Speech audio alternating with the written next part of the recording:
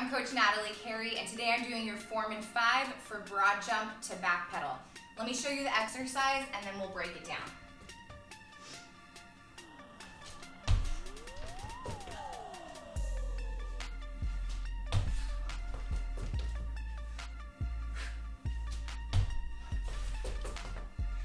When I set up my arms, it's because I'm trying to lock into my brain this position, because this is what I want when I'm jumping. So if somebody were to take a still photo of us mid-jump, our body should be here.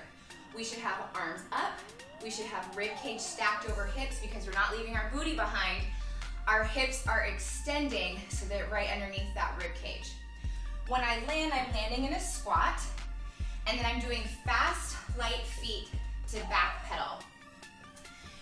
This setup at the beginning of the move, you've got your arms and your glutes prepped to give you as much momentum and power forward and up as possible. You're using those arms for both momentum and as a guide to help you fully follow through that range of motion as you come forward. You're gonna be feeling this definitely in the quads, in the glutes. You might also feel this in the hamstrings and in the calves. So things that I commonly see that you want to watch out for, you might want to make sure that you don't leave your booty behind you. So when you jump, take your booty with you, don't leave it back there. Remember, we're extending those hips to take you forward. Whoop. And when I say extend, I don't mean we do a back bend in our jump.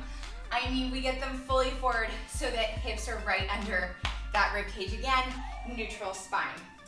Other things that I might see in this, when people land, a lot of the times, they'll land with their knees falling inward. That's called knee valgus, and we want to avoid it in this exercise.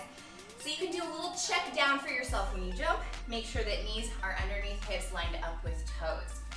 The other thing that we want to avoid doing is sort of half-heartedly waving these arms as we jump forward.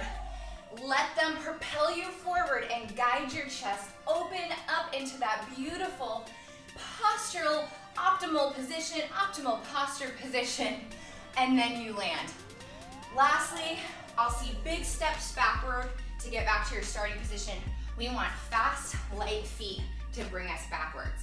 All right, let's do this a few more times. We're gonna lock in this broad jump to back pedal.